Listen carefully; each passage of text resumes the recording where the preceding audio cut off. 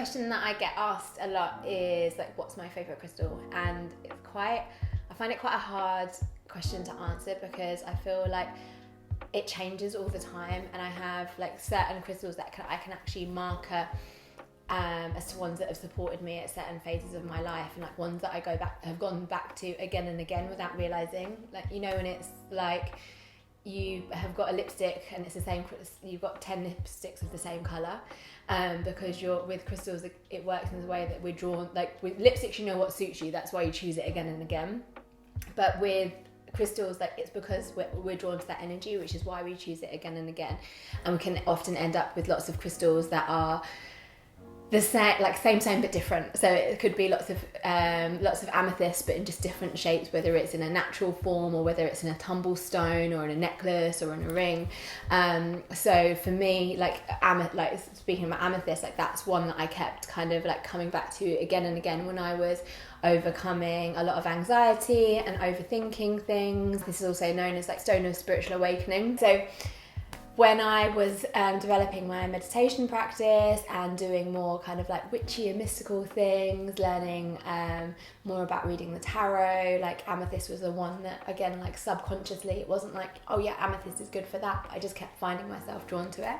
And then most recently, like, it's been moonstone. And moonstone is really good for turning up the volume to your intuition, but also understanding like when you need to rest and when you need to take time out. I always say that moonstone is a crystal for overachievers and perfectionists, and ones that people, when they just don't know when to stop or maybe don't know how to say no, and that can also cause a lot of overwhelm and burnout.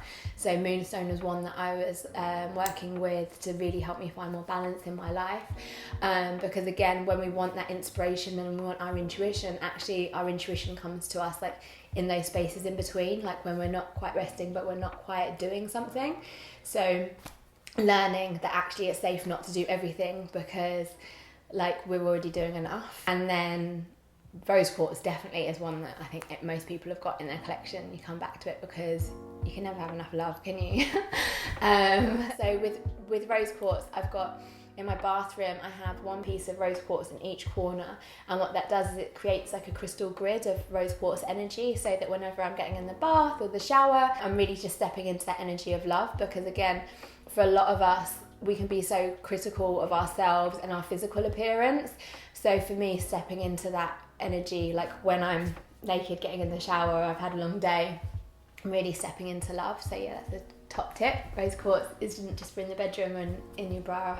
If you're calling in more love, like you can have it in your bathroom, because when we're calling in love, like we also, it needs to start with us, like with self-acceptance and forgiveness and a lot of self-love. But yeah, with black obsidian, I was like drawn to it. It's not one that I've used a lot in my personal practice. I use it a lot, black obsidian, for cord cutting and energy protection. So I use it a lot with my clients when I'm doing shamanic work. The black obsidian was really calling to me, and at the time I was experiencing a lot of anxiety and was in that kind of like rock bottom energy where, you know, when you just feel like nothing's kind of going your way, you've lost your creative flow, and just kind of feeling quite overwhelmed. And then I kind of, the obsidian that was on my stock shelf was really calling to me. The message was, bitch, don't kill my vibe. The black obsidian was really telling me to kind of like draw some boundaries and really start saying a clear no to things, to make space in my life for the things that I really did want to be doing.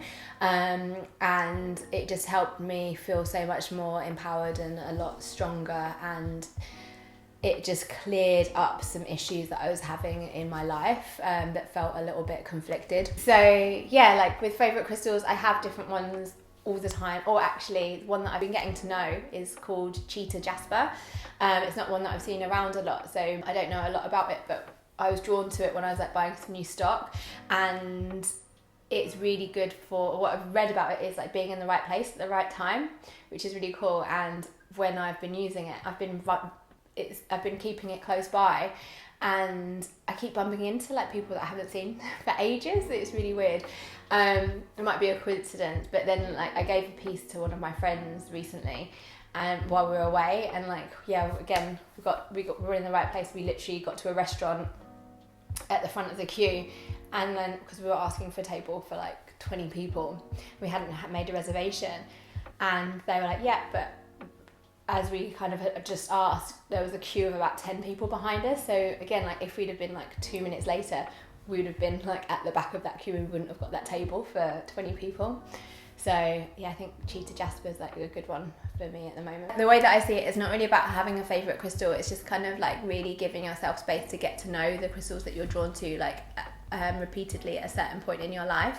Because when we do have a favourite crystal, we're also kind of like, we get attached to needing something and we're also not trusting that it can come to us in another way. So yeah, like don't get too attached and just work with that one thing, because you might have outgrown it without realising.